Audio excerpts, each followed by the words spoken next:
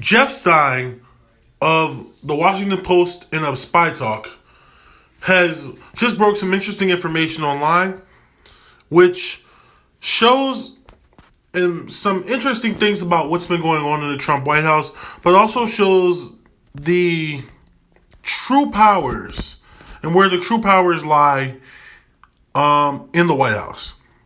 So, according to Stein's tweet, which I'm going to put on screen for you, breaking, it says the following. Breaking, White House aides intervened Thursday to prevent Trump from demanding Congress approve checks of $2,000 per person.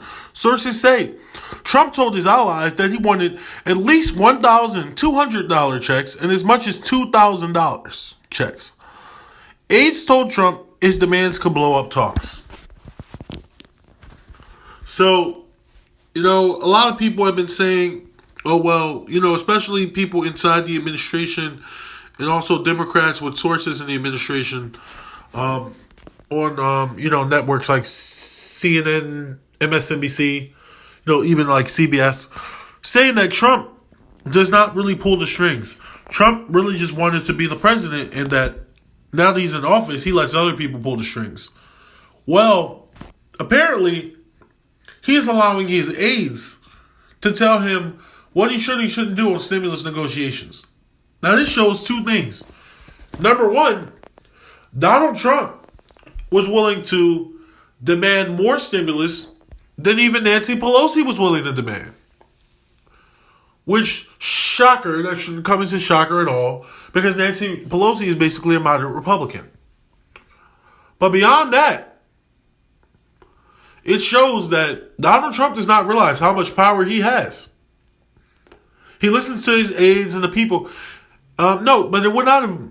I heard Kyle Kulinski say that this wouldn't have blown up talks. This would have forced a number of Republicans to agree with Trump and possibly get this thing passed.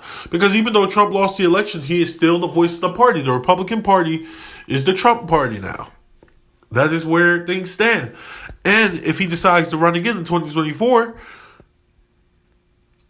he will win the nomination. He's the most powerful man in his party. So he could have wielded his power to make sure that the $2,000 checks were out. But apparently he doesn't realize how powerful he is. That's number one. But number two, this shows you that Donald Trump is not the problem with the GOP. Donald Trump is a symptom of the problem as far as his behavior and,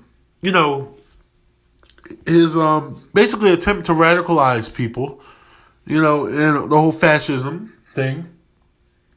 Big problems, but beyond that, Donald Trump doesn't really pose much of a threat on his own because he's not the one running the show. Now, I don't think it's because inherently he doesn't have any power, because he does have power. What I think is he doesn't know how to run the show.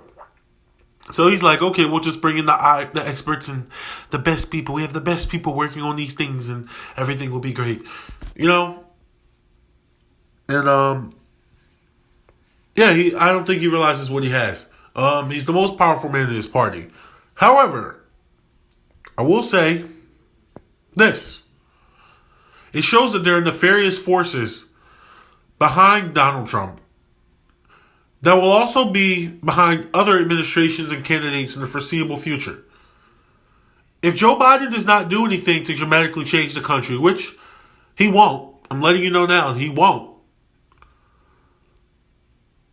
Republicans will win back the presidency, and it'll be somebody worse than Donald Trump with a similar ideology, but who's, a little bit more smart, intelligent as far as politics, a little more politically savvy, and they will be much, much worse. And they will have the same nefarious forces in their cabinets.